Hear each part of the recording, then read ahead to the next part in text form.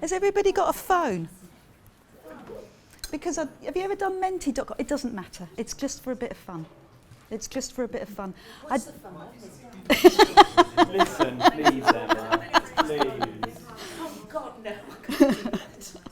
I did a presentation last week with Esteban, who's our photographer this afternoon, a video. This is recording, so all of this will be recorded so that you can watch it again if you choose to.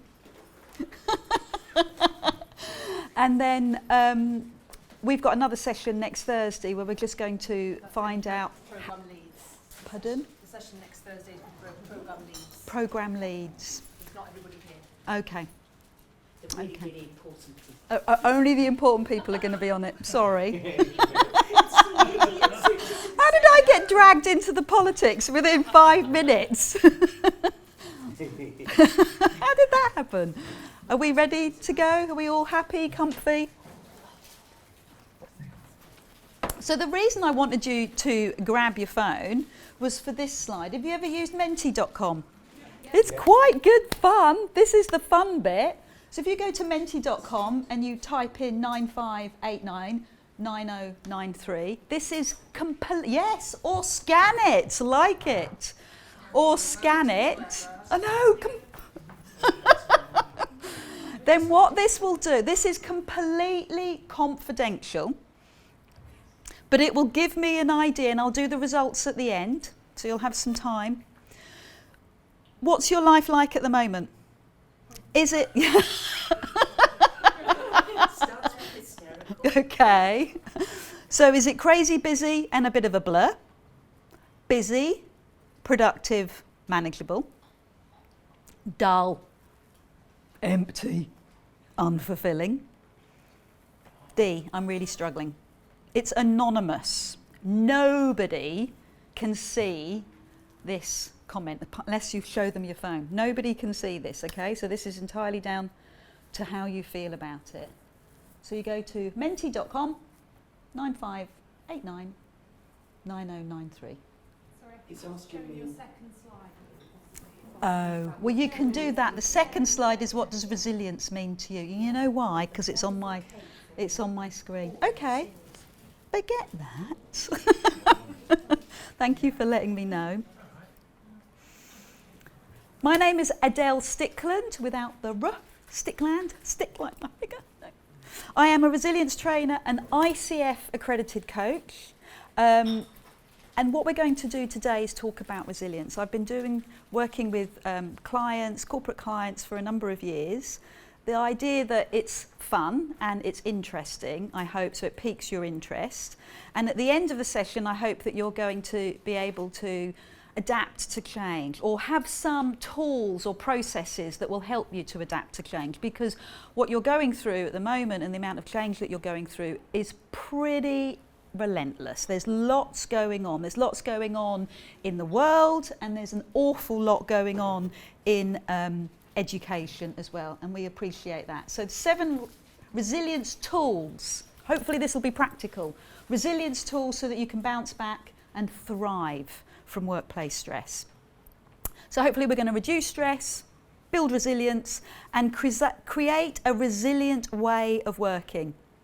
So we'll have your own plan for self-care. That's basically what we want, so that when you do take time out, you will be able to manage your work life better, or your workload better.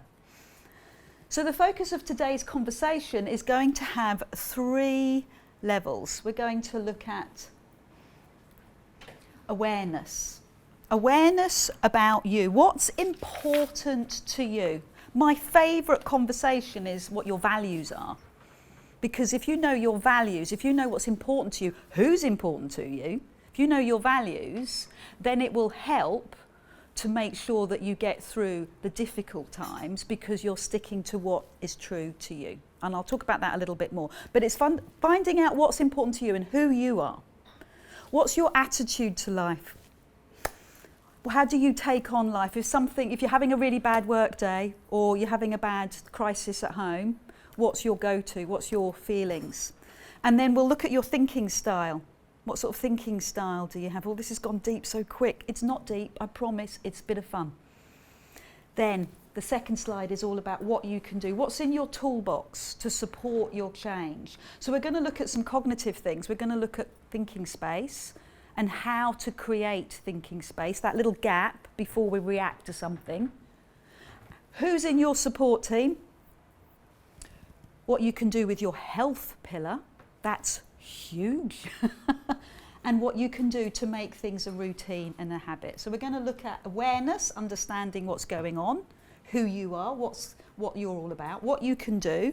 And then finally, the action slide. How will you move forward? Nobody will leave this room, no, I'm joking, until we have a strategy or an action plan. So what we're going to look at is all of those things and taking those into bite-size goals. So having a look, this is the blob tree. Are you familiar with the blob tree?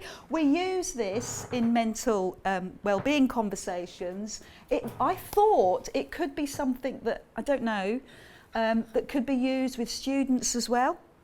So if you have a look at the blob tree, it's not, forgive me, it's not come out very well, but 18, are you feel like you're supporting somebody all the time? 27, I think that's a 20. Are you 22? You're 22 lying on the floor like that? Or are you up in the tree, number 3 or 2 or something like that? This is a conversation starter when we talk to students or we talk to people about their mental health and how they're feeling that day. It gives us a guide to understanding our emotions or understanding how we're feeling on a particular day. Okay? Anybody want to share? Anybody feel comfortable enough to say where they're feeling? Bits of me in different areas. Oh, that's interesting. Quite serious with it. Yeah. So in any given moment or throughout the day? Oh, throughout the day. Yeah. So in different times of the day, well, that's really interesting, yeah, because our energy levels are going to be different throughout the day. So sometimes at the end of the day, we might be number 2, giving ourselves a bit of a hug. Sort of between the one who thinks she's landed on a safe branch and then, whoops, I made a big mistake.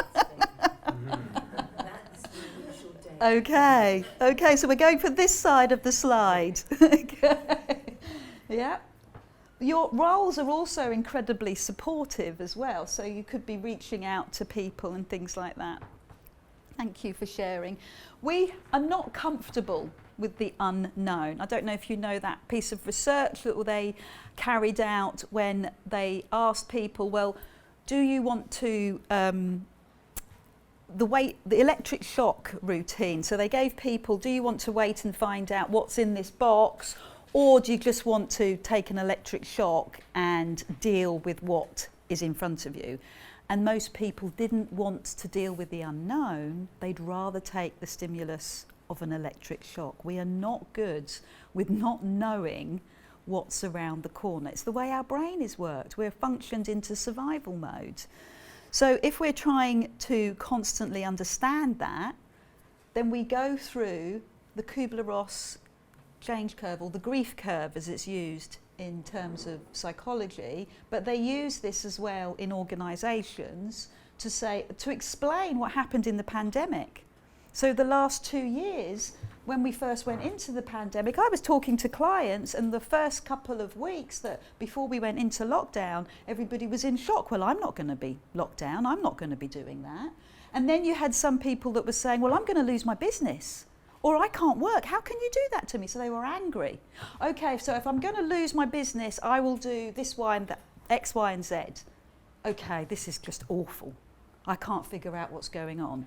And then eventually we get to acceptance. But what was happening, as you quite rightly said, Emma, is that you can go through this change curve 5 times a day. Sometimes something will happen and we'll think, oh, okay. And other times it can take weeks, it can take months. So knowing that this change curve is there, helps us to manage. This is all about this first section, about knowing who we are and how we react. So hopefully now, if you go to Menti, and I've got a new code, 9589 9093, this will say, what does resilience mean to you? And you can throw in a couple of words. What does resilience mean to you? When you're having a good day, when you're looking at bouncing back in some way, what does resilience mean to you? What do you have to overcome, perhaps, to be resilient? What words spring to mind?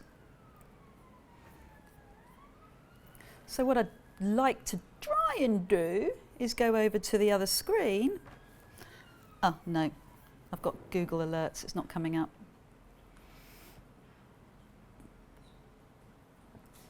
What does resilience mean to you? And again, we'll share this at the end. What does resilience mean to you? So it'd be lovely to hear what your thoughts are. And why do you need resilience? Resilience in terms of your personality, what you need resilience for in terms of personal. Well, if you're resilient, you're likely to be more adaptable. You're likely to be able to bounce back. So how do some people become more resilient than others? Well, I suppose for me, resilience is like an elastic band. Sometimes you're going to have a day where that elastic band is drawn so tight that you have no more resilience. And other days there's going to be a little bit of give. So resilience is not just bouncing back.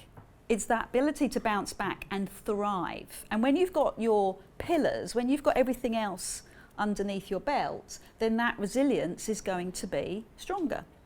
So my whole point, my whole raison d'etre of being here is if you look after yourself, if you go for your lunchtime walk, if you put yourself first, self-care is not selfish, then you will be able to be more adaptable. Somebody comes up to you with a problem, car's in the wrong place, problem with a contract or a student or something like that. If you've done your checks, your self-care checks, then you will be able to adapt. Your immunity is going to be improved.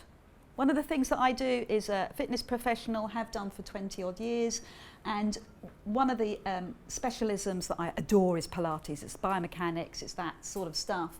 And we looking at physical activity and how that movement, how that slow movement, whether it's Tai Chi or yoga or Pilates, actually helps to stimulate your lymphatic system. So your circulatory system when you do cardiovascular work, so when you're jumping around or swimming and things like that, your heart will pump your circulatory system. But your lymph glands around your body, that's moved around, you get rid of toxins by slow, methodic, gentle movement. So whether that's a slow walk, exercise in the morning or afternoon, lunchtime, it's going to help you to improve your immunity. So being resilient, taking your walk, get the theme, is going to make you feel less fatigued, less likely to burn out. You're going to be more confident. If you feel resilient, if you think, okay, I got this, it gives you that neural pathway of, I can do this, I'm all right. And you're going to be able to recover from illness quicker. You're going to be more empathetic. Because if you're always in your own head, if you're always worrying about, oh, that's really bothering me, that's really upsetting me, you're not going to have the resources, the mental agility or the resources to deal with other people's problems. It's not taking those problems on, it's just being more empathetic towards them. Physical strength. What happens when you look at it professionally? So they've done the research, and I know that you're going to be very interested in the research, and I'm very, very happy to follow this all up. Professionally, looking at people who are more resilient, who have put those pillars of resilience behind them, they've got that healthcare underneath their belt, they're better at problem solving. They come into work and they solve those problems. They can deal with changing priorities. They can push back because they're confident. So somebody would come in and say, right, I've got X, Y, and Z, I need you to do now. Okay, so confidently and quietly, I'm going to say, what's the priority here? What do you need me to do first? If I say yes to this, what has to step back? Because you're calm, because you've taken that mental space, because you've been out and looked at the trees, all those things, you come in and you deal with situations easier. So you can deal with changing priorities. you're more productive. So we all think that we're massively productive, we're on the hamster wheel. But I can do 7 things, I can do 8 things in a day, that makes me productive. No, we know that we're actually much more productive if we take time out. If we take time out and we rest, we know that, don't we? We know that as common sense. And yet, we still try and squeeze in the last job, or we still try and squeeze in the last thing. Why is that? Why do we do that? We have greater performance. When we take the rest, when we look after ourselves, we are actually quicker. We are actually more productive when we're there. Our performance is bigger. And obviously, there's going to be less sick days. So if you are into the phone, you can scan me. This will take you straight to my website and then LinkedIn. I would love to connect with you on LinkedIn. It would be lovely to chat with you on LinkedIn. This is, I am a resilience trainer and an accredited coach, as I've said. This is the blurb on me, slightly uncomfortable, but it has to be done because I have to prove to you that I'm here for a reason and I have your time, which is incredibly valuable. So this is a tiny splurge on me. So I have 3 kids, I'm a resilience trainer. The pandemic hit me between the eyes. I had to do a sharp right turn on all my business, suddenly had to become tech savvy. Suddenly had to understand Microsoft Teams and Zooms. It was a challenging time. In all true honesty, my first child is now 25, and after he was born, after 2 years, I burnt out. I was in a corporate career. I had, in my world, everything going for me. I had the company car, I had the pension, I had a good career path. And I was taking phone calls at 10 o'clock at night. And I was worrying about client meetings the next day. I remember arriving in the office, and this was in London a long time ago, and I took a phone call and an envelope landed on my desk at the same time. That was the trigger. That was it. I was out of the office, changed career, and that's when I retrained and started to get into fitness and health. I am an international best-selling author. I pitched Michael Mosley off the #1 seat for a week. For a week. I got him off the #1 seat for a week. It's been read by the entire British Army. And I also host retreats. Pilates, Wellbeing, retreats. Sorry, subliminal advertising there. So I go to Spain and I go to Greece and I host these retreats. They are my passion, they are my love. We do a lot of exercise, we do a lot of meditation. I know that's going to put you off, it's guided visualization, and we do well-being sessions like this. That's why I want you to hook up with me so I can tell you about my retreats. I am, as I said, one of the things I'm most proud of, Vicky and I were just talking about this, I'm an associated accredited coach, which is a huge badge of honour because we all think we're coaches, we all think that we can really help people out, but actually once you understand the background behind coaching and how we actually step back and don't help, just give people the space to hear what they have to say, they've got the answer. So having that accreditation is really important to me. And as full disclosure, I did burn out from a corporate career and it forced my shift into well-being. I then had, don't know how personal to get here, but I then had 10 years of not being able to conceive, and I went crazy on nutrition, everything, all sorts of work to try and figure out what was going on. And I now have 2 more children, so I've got 3 children in total, and they're a delight. Just finished GCSEs, pleasure. I'm also, I've done disc profiling and insight profiling and things like that. There's a fantastic book out at the moment. It's #1 top seller in New York Times. Again, if you want references, please ask.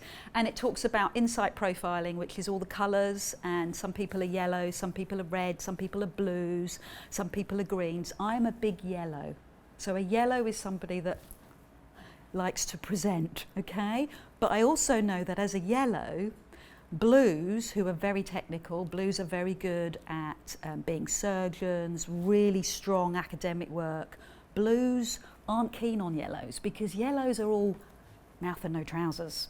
They're all conversation, but they're not have any qualifications, or they don't know what they're talking about. So I have to make sure that I've got my facts and figures in place. So if you want any references, do come and ask, because I know that that's my weakness.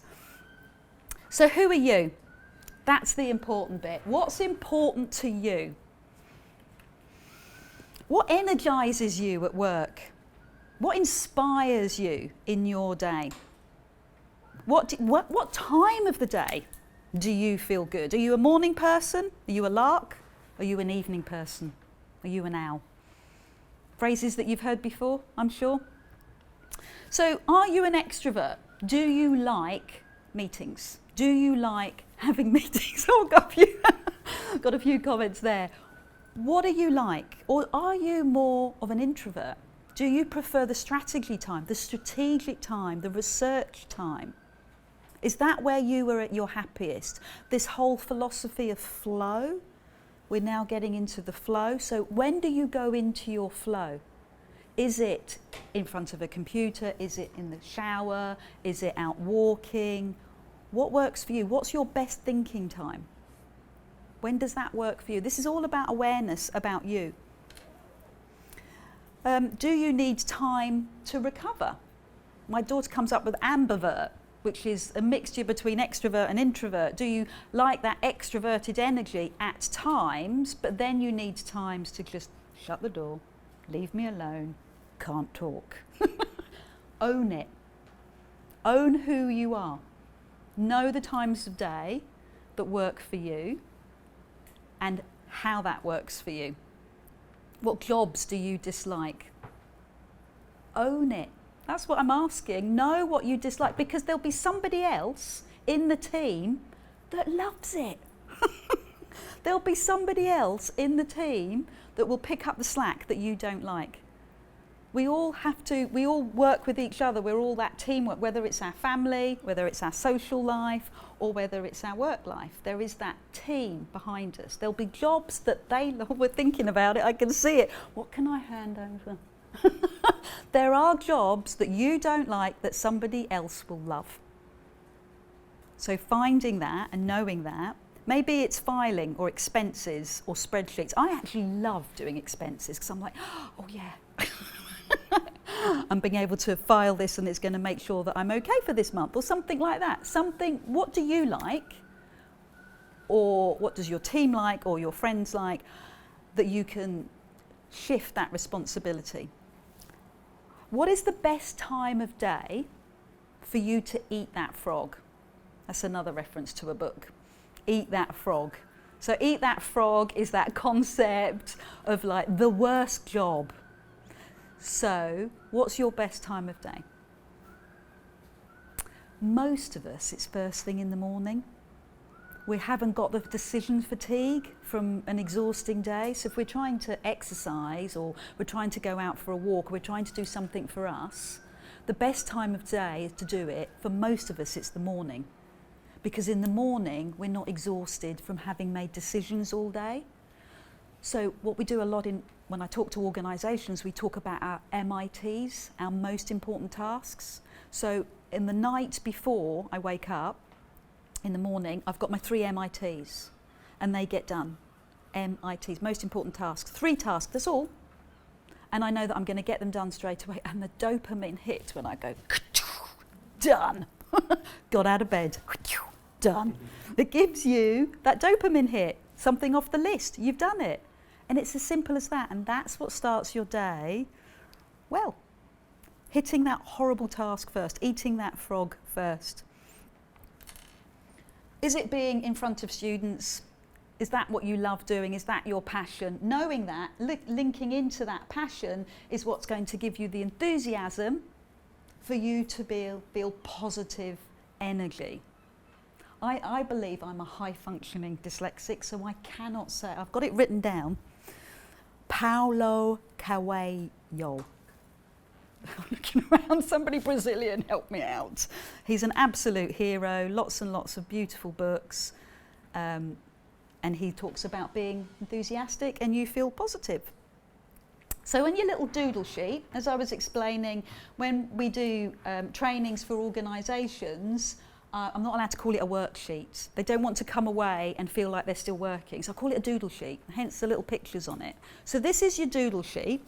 I've got plenty over here if you want one. Write down your key personal attributes that is important to you. What's important to you? What attributes are important to you? Is it things like perfection? Do you like every single piece of work to be spot on? Is it kindness? Is a value that's really important to you is kindness? Is it being reliable? Do you want people to be able to rely on you? Is it being trustworthy? What else? What values are important to you?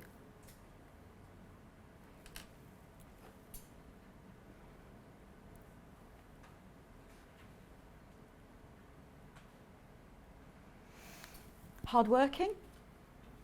Do we like others to see us as hardworking? Does that give you a buzz? Does that give you a bit of a dopamine buzz? You think, yeah, people can see that about me. So when I did this with another organisation, we were talking about being dependable. And we were talking about work-life balance. And we were working out emails and getting emails late at night.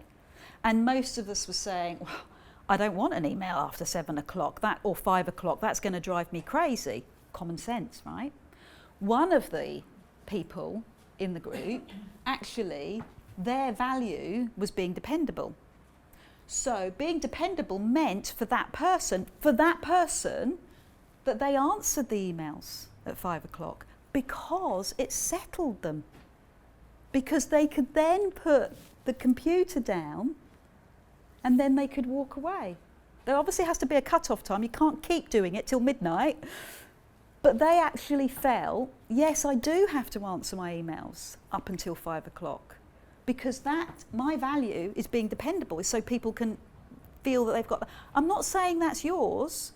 I'm just saying, what's yours? Is it being? I found mine after years, decades of looking into it. It's being useful. How glamorous is that? I really want to be of use. And I know that that's true because I get emotional about it. I get a trigger in my body. I like being useful. If I can be useful today, then that would fill me with joy. If you just take one thing away, go for a morning walk, then hopefully my value has been satisfied. So this is your triangle. So what's that got to do with that? What's that got to do with that? Well, along this one, along the bottom of your triangle, write down your most important value, because this is the one that spends most of your time on. What's your most important value? So you know what they say, on your deathbed, what are people going to say about you? What is the one phrase that they're going to say about you? Obviously we don't want to think about that, but what do you want your friends and family to say about you? What would be important to you? This is personal. This is personal to you, but it will guide you. It will guide you in terms of how you work, what's important to you. Is this in line with my value, or is this against how I feel? And then look at it in terms of what do you rate most important in terms of yourself, your family, your partner, your friends. So this is I've got two triangles on there, I'm not sure. Exercise, work, rest and sleep. So the same thing. These, and what is the order of importance on the triangle? What would you put at the bottom? What would you put down here? Would you put work?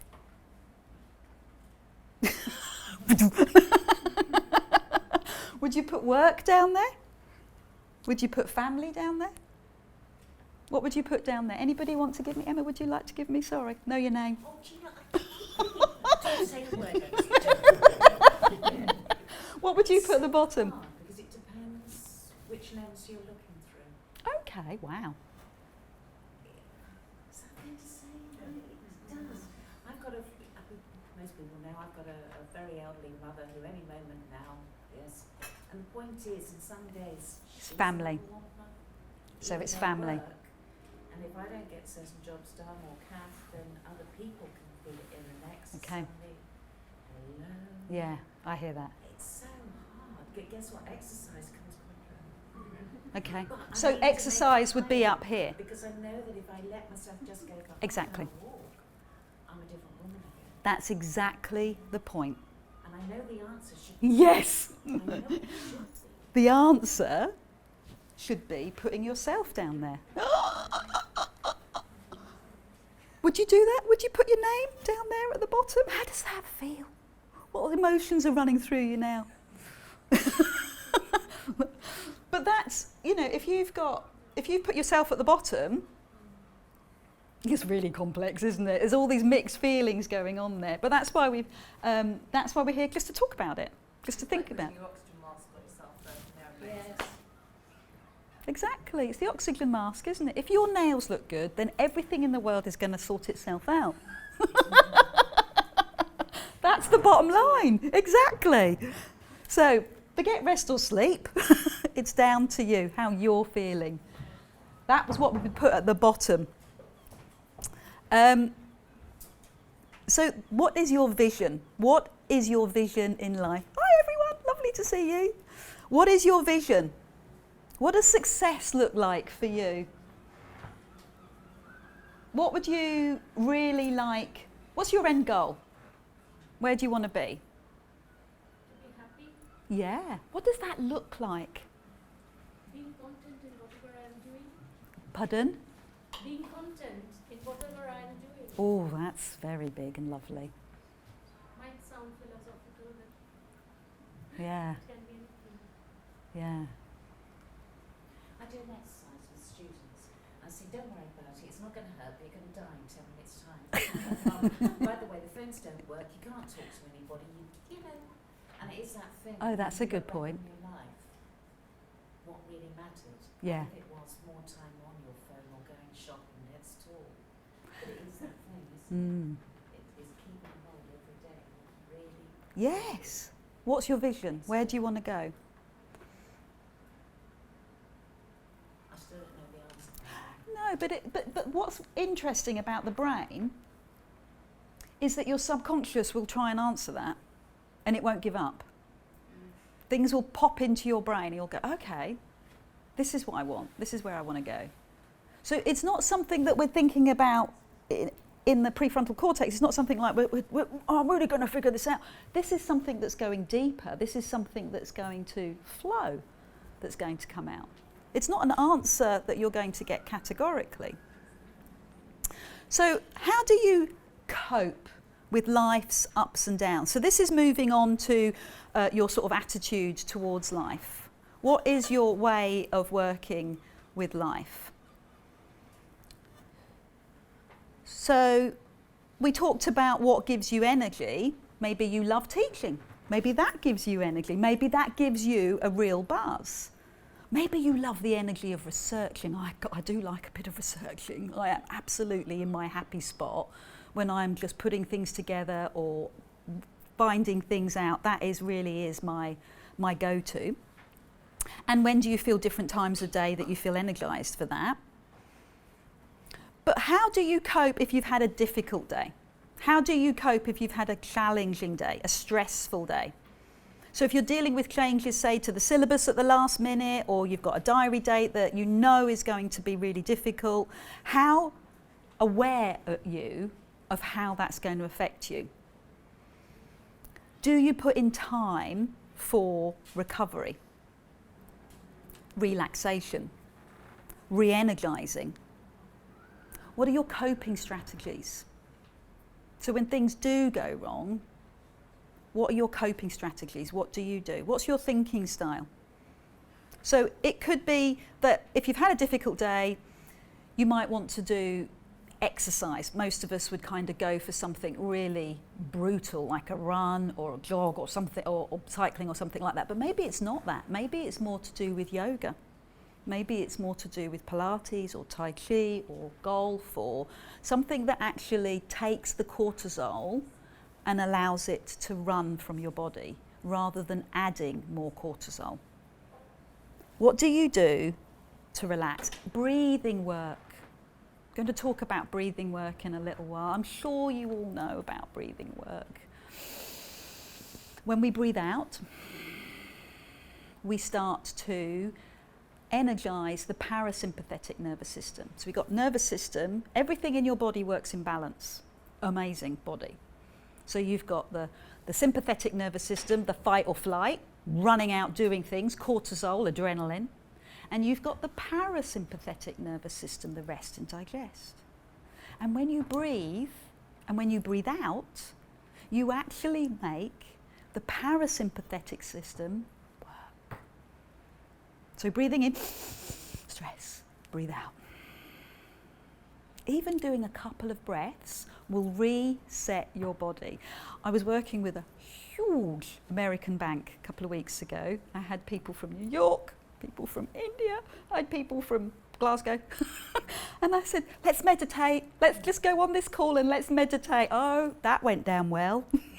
Not at all. So I just had to get them to breathe 5 times because meditation just wasn't going to happen.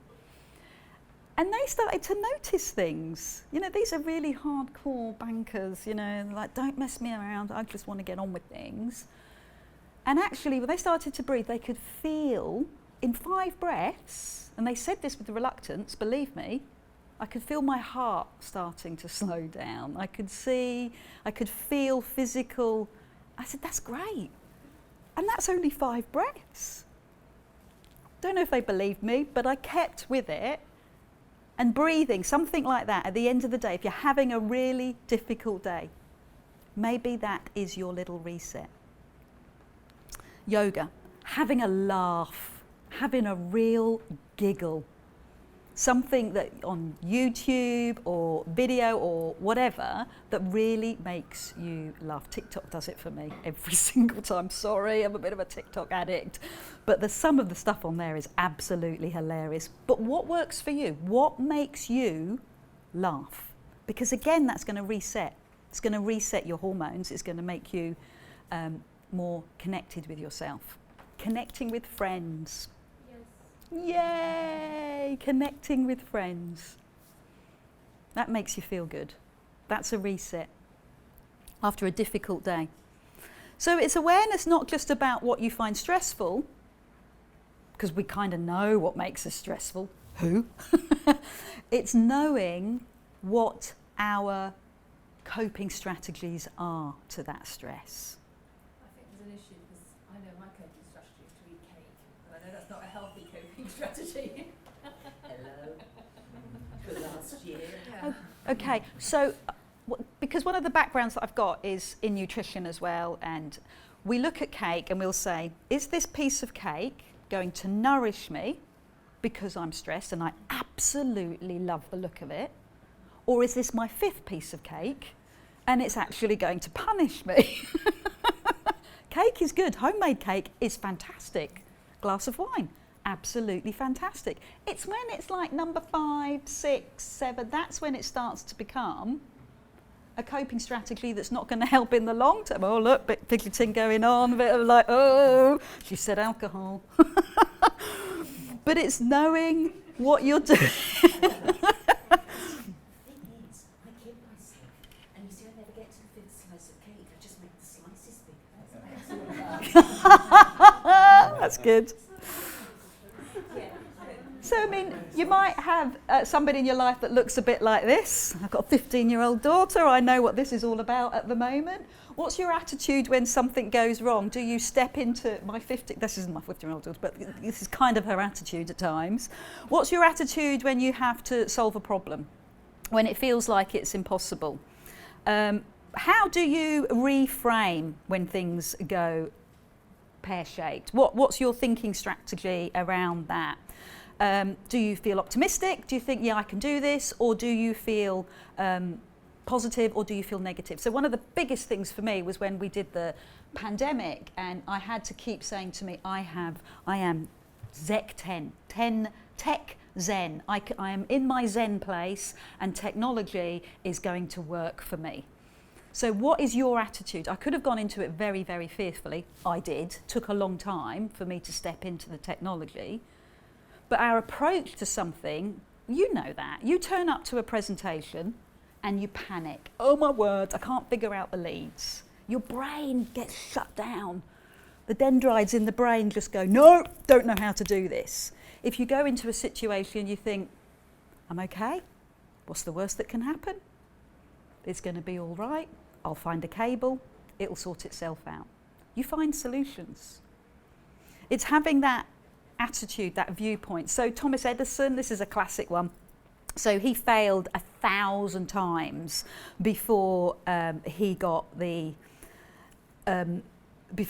right, before he knew what he was doing. And he said, well, what are you grateful for? And he said, well, I got it right finally. You know, he finally got it to work, to get that light bulb to work. So how long do you struggle for, or do you just let things go? We all have a negative bias. We're all trained to have a negative bias because the amygdala, the part of our brain that's on fight or flight, is constantly scanning the horizon for a dinosaur or something that's going to eat us, okay? There's no dinosaurs anymore, but there are pings on our phone. And it has the same effect, adrenal effect, on our body. The ping on our phone is the modern day dinosaur. I just thought of that. So insightful. But that's what it is. We're terrified of things that are going off. It suddenly gives us that jolt into the sympathetic nervous system. And if we can desensitize that, if we can change it, how? How do we do it? We've talked about breathing, but what about 5 things a day that you feel good about, or 5 things that have really worked for you? I'm going to go into the woo-woo side of gratitude. What are you grateful for? Because that will help the amygdala to chill out. What are you grateful for? Great view, great institution, great colleagues, happy, still got family around. People think, what happens when you're breathing, when you think things like that? When you start thinking about someone you really care for, or something you really care, that's easier. Something you really care for. What happens in your biochemistry? What happens to you when you put that special thing or person or cake in front of you? See? It works instantly. Those 5 positive things, and you can train your brain. So know that we all have this negativity. That's what's there. It's to keep us safe. But we can retrain it, neuroplasticity. We know that the brain changes. We know that it develops by thinking about the gratitudes, by thinking about the lovely things that are going on. And it can be very small. Hot cup of coffee, nice cup of green tea. It can be as small as that, it can be as tiny as that. It makes us feel good. And if we can think about those, especially first thing in the morning or last thing at night, you're retraining your brain in the way that you would retrain your bicep, in the way that you would retrain your heart or anything like that in terms of cardiovascular. Reframing, being in the present moment. And we talked about this earlier, about your attitude and knowing that everybody's going to see things in a different way. So we all come from different perspectives. We all come from, yeah, I know, I'm still figuring that one out. So it's knowing that everybody sees things in a different way. And one person can see one thing and somebody else can see, and we can both be, I've done this so many times with my husband, no, absolutely not, 100% no. But I know now that I'm a yellow and he's a blue. So I know now how to negotiate, and he knows me, so we figure out what's the way forward. But everybody is going to have a different point of view. Empathy, ability to understand and share the feelings of another. I know it's hard. I know it's one of the hardest things to do, but knowing that people see things very, very differently is kind of enough. That's all you have to do. You don't have to do anything about it. You don't have to try and change or do anything, but just knowing that, just having that awareness is enough. Share the feelings of another. So what's your thinking style? Are you a bit of a doom and gloom? Oh my God, we're never going to get there. Oh, it's going to go so wrong. Oh my word, this is just not going to happen. This is just dreadful. This is just going to be appalling. Are you doom and gloom? Catastrophic. What have I done? It's gone so wrong.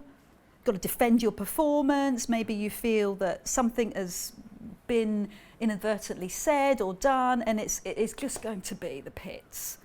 It's okay. Just knowing that is enough. It'll be gone by tomorrow.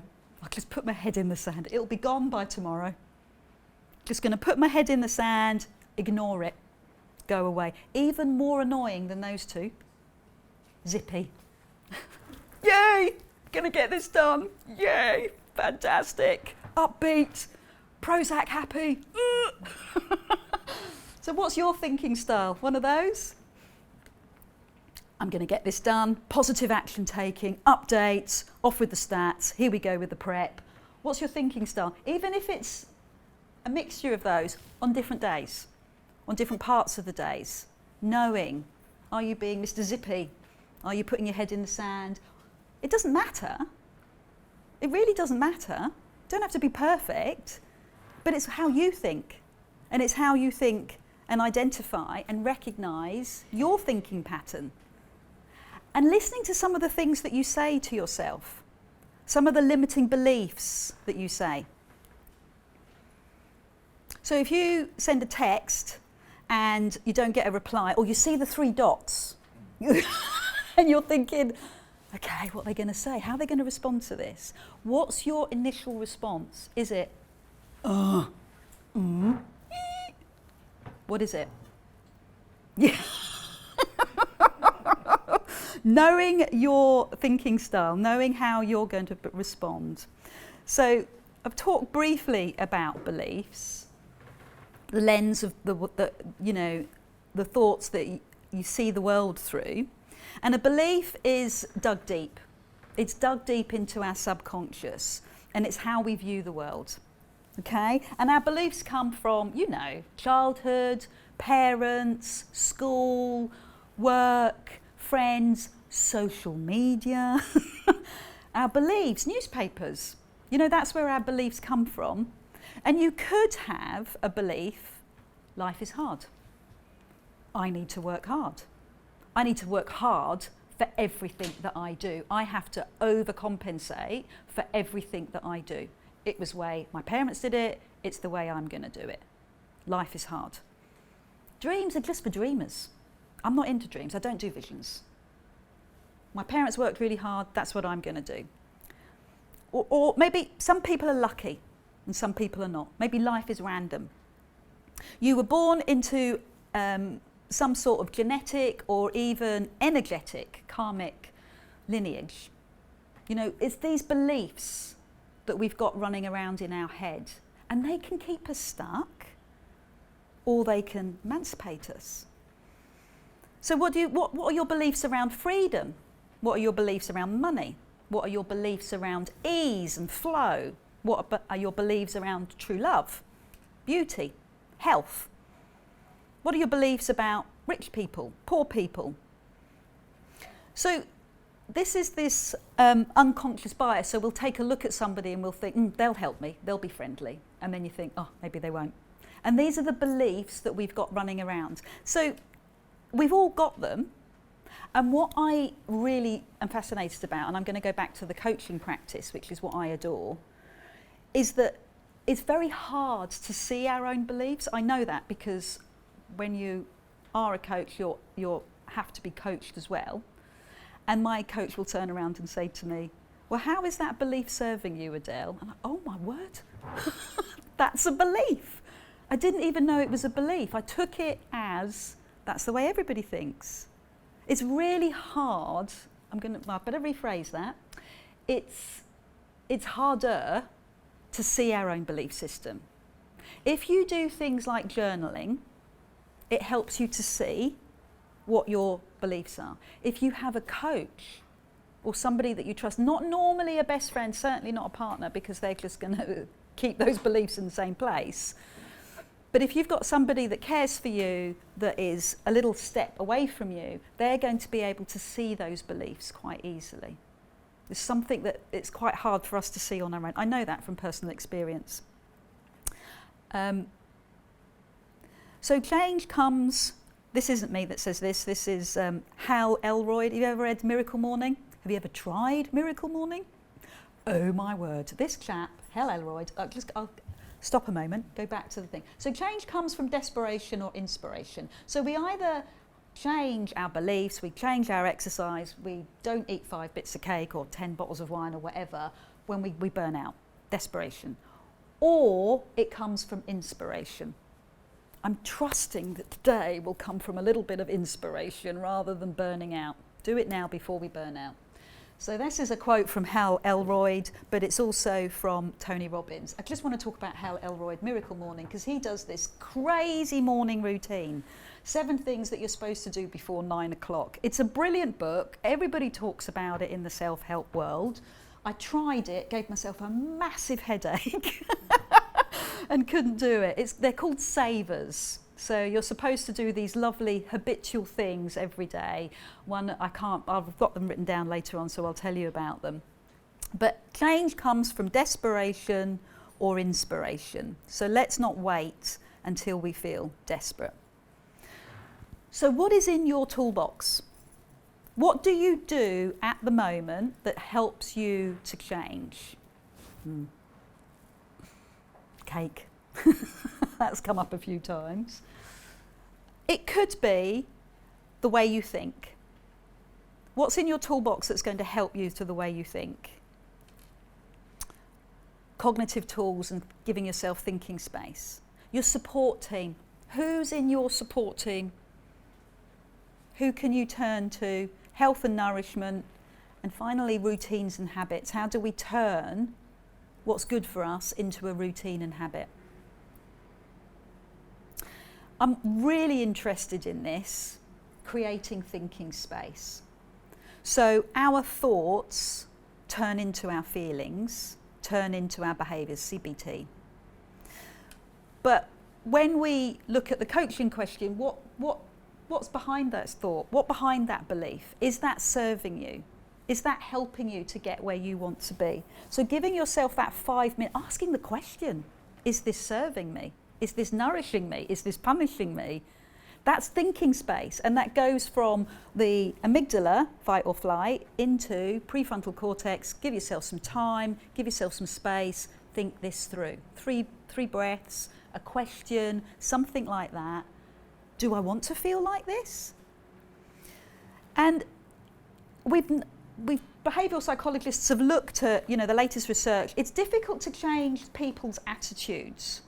Once they're looking at more about the American polarisation of views and things like that. But what we can do, if we start changing behaviours, if you start doing something that's good for you, going out for a walk and stuff like that, it actually changes beliefs and thoughts and things like that. If we come at it from this way, rather than thinking, oh, I must look after myself more, if you start changing behaviour, then the thought pattern starts to change. So rather than thinking, okay, it's all got to come from the head, if you actually start actioning something, that's what changes behaviour. That's from Adam Grant. I've got a big geek crush on him. Work-life balance. Oh my God, it's just so clever.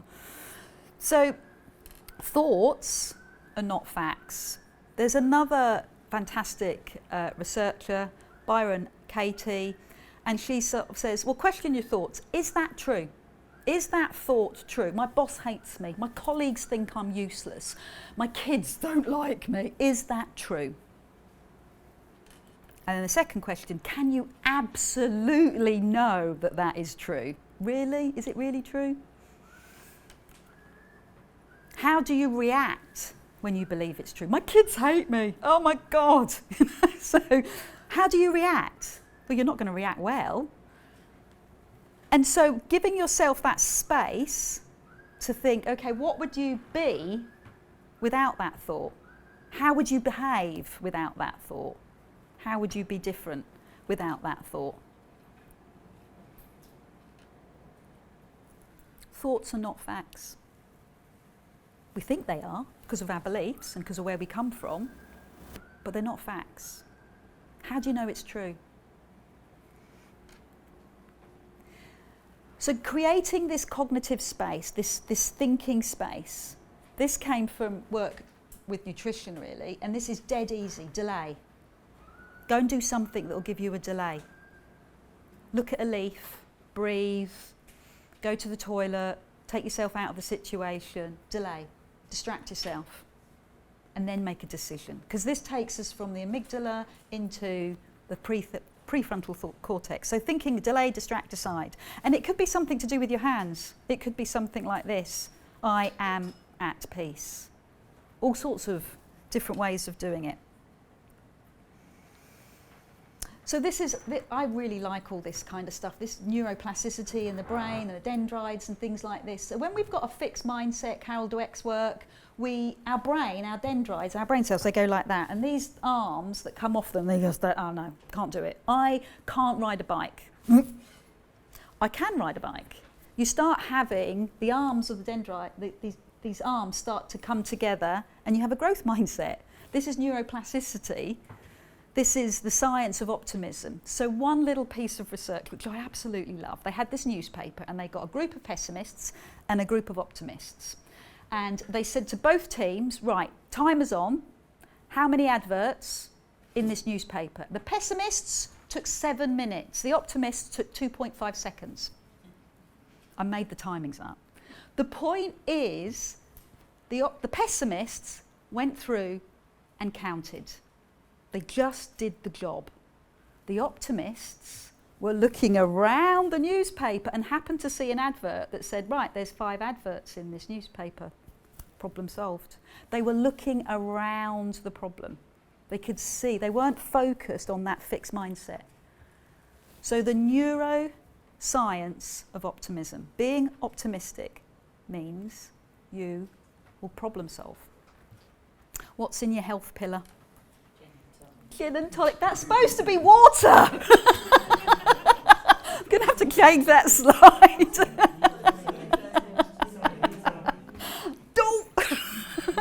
Did that wrong. Have you ever thought about something like mindfulness when you're drinking your gin and tonic? Often, oh, I love this gin and tonic. I love the ice, the lemon. Yeah, mindfulness. Mindfulness. Nourishment. So we all know what's good for us and what's not good for us. Is this going to nourish me? Is this going to punish me? Is this in your toolbox? Because this is what's going to make us healthier. Movement. So we don't call it exercise, we call it movement. Let's keep it PC. And movement, whether it's walking, running, jumping, whatever it is, maybe it's Tai Chi, maybe it's Pilates, but what are you doing to move? So we've looked at why we need to move. It's really, really good for our immune system. And what works for you. If you've had a really bad day, as I say, you don't want to add to that cortisol level. You want to try and reduce that cortisol level. So what's going to help your body? And, you know, that exercise buzz that we get from being outside, that endorphin release, from being outside and moving, hydration's really important, and obviously sleep's really important. Have you read the sleep book that's going around at the moment? Again, if you need any references, I've read it, it's fantastic. It's a really good book out at the moment about sleep. It's actually on YouTube as well, and I've done a whole presentation on sleep, why it's important and why the brain goes through 5 sleep cycles, spin cycles, and those cycles each have a different function. Really, really important that you get your 7 hours sleep. And in your attitude, in your health pillar, gratitude and the endorphin release, as we talked earlier about exercise, and having a giggle. Having a giggle, it helps us to de-stress. Who's in your support team? Do you do sports with somebody? Maybe, maybe not. You know, that's just a question. Do you, when you go and do a class, do you go with other people? Because that sometimes helps us to stay focused. Have you got a team that you enjoy? I often find that running is like a coaching thing because you're not looking directly at somebody, you're side to side, and it's amazing what you talk about when you're running. Or cycling. I live in a village and the cyclists cycle through I can hear everything they're saying. They have no idea, but they tend to give their deepest, darkest secrets when they're exercising because their brains are switched off, they're thinking about other things, they're relaxing. So who do you exercise with? Who's part of your community? Is it a fur baby? Yes, I thought this might react to a few people. Who's in your community? Family, work team. Knowing your work team. That's another training that I do. Resilience teams and how we can create resilient teams. The 7 C's of resilience in terms of team. Who can you go to if you need, this is me being facetious, but who do you go to if the photocopy is broken? Who do you go to when you've got a problem with that particular student in a particular way? Who do you go to when you've got a maths problem? Yeah? Who's your go-to? Who's in your team? And when they are in your team, how do you thank them? Cake again. How do you thank your team? How do you recognise them? What is their value? If they, everybody likes to feel that value of being thanked. So making sure that we have our team and we work with our team. Have you got a mentor? Have you got a coach? Very different things. Who's in your exercise team? Routines. I like a good routine. I'm quite dull. I drink the same thing every morning, hot lemon, same time. I exercise every morning, same time. It's a routine. Barack Obama does it. It's good enough for me. Barack Obama wears the same colour suit every day. So he doesn't have to worry about what he's wearing. So we all know that having the same meal is boring, but actually, if it's a routine, we don't have that decision fatigue. If we think about what we're going to eat at night, in the morning, you don't have that decision fatigue. If you can do it on a Sunday night, it's even better. If you know, it might be boring, but it's a routine. It's what takes the stress out of life. So it makes you feel safe. You know what to expect. You've got that psychological safety. It's like those people taking electric shocks rather than not knowing the unknown. We don't like uncertainty. It takes a lot of energy from our body. We like a level of certainty. So if you've got a routine, it's going to help. This reminds me of Hal Elroyd, Miracle Morning. His savers are silence, affirmations, visualizations, exercise, reading and scribing, so journaling, savers. So he tries to do that at 5 o'clock in the morning and he's done by 7. I tried it, massive headache, doesn't work. But you can add that into your day, savers, a moment of silence, just for you. Affirmations, I am brilliant. I feel strong. I have Zen tech. I can control tech. What's your affirmation? What would work for you? What's your visualization? I am in Greece. I am on my Wellbeing retreat. I am happy. What's your visualization? Exercise, reading. Reading, really good for stimulating the brain, for taking us out of ourselves, and scribing. So scribing is like coaching. If you're writing things down, it really, really does help to take it out of your head onto paper, and then you've got that, that step back aha moment. So routines make you feel really comfortable. Grey and blue suits is what Barack Obama wears. It pars down the decisions. What will you eat? Same routine. Jeff Bezos makes sure that he only has 3 major decisions a day. He really pars them all down, so he doesn't have to do 20 decisions a day. Well, we all know most of us are doing 20, 25 decisions a day. Oh, run out of slides. So motivation gets you started, but it's habits that keep you going, routines that keep you going. It's very, very hard to break a habit. Very hard. So what if it was a good one? What if it was a good one? I have to go running every morning. No, I don't go running every morning. I exercise every morning. And I can't not. because it's in my routine bank. I feel very odd if I haven't done it. So what action will you take? What will you do? Remember the SMART goals? SMART, got to be specific, measurable. Do it with your health as well. Make your goals SMART in terms of your health. Make them specific, measurable. Really, really par them down. It's like the butterfly effect, the chaos theory. You know, an airplane leaving Heathrow and then going to 5 degrees off, and by the time it gets to New York it's gone somewhere else. Or it's the Amazon forest where you've got that butterfly wing and it has this huge effect on the weather, 3 continents apart. What we're saying is small change, something small, and it will have an effect. And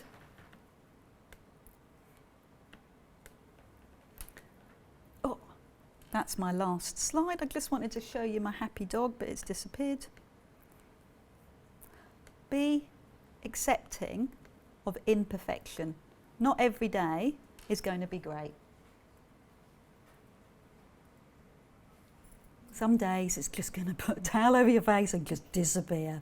Not every day is going to be great. So this is what we've talked about today. What I've tried to do is talk about awareness of you, understand yourself, what's important to you. So when it feels like a pooey day, you can go back to what's important to you. You can really step back. What's your attitude to life? It's not a blame thing, it's just a knowledge thing. It's interesting. It's interesting know how you've got that attitude to life. What's your thinking style? Are you going to I'm going to ignore that, I'm going to leave it. It's okay, own it. And then creating this thinking space. So stopping, knowing how you're going to react. So there's a diary thing that comes in, or there's something that's potentially going to really frustrate you. Here's the gap. What are you going to do to create that mental gap? What are you going to do to delay, to distract, and then decide? How are you going to have that cognitive gap, that brain gap? And what supports that brain gap is who's in your support team. What's in your health pillar? What do you do? And what routines and habits will you create? So this is the awareness, and that's the action. Over to you. Going to stop talking now, which is quite hard. Oh, that's on your doodle sheet, that's the answer to the last one. If you're a blue and you like to tick everything off, that's your last sheet on your answer. Yeah, write it down. Fantastic. So I'll end the session there. Can we switch off? And then hand it over to you. I'm just consciously aware that as I was talking, I suddenly saw the clock go.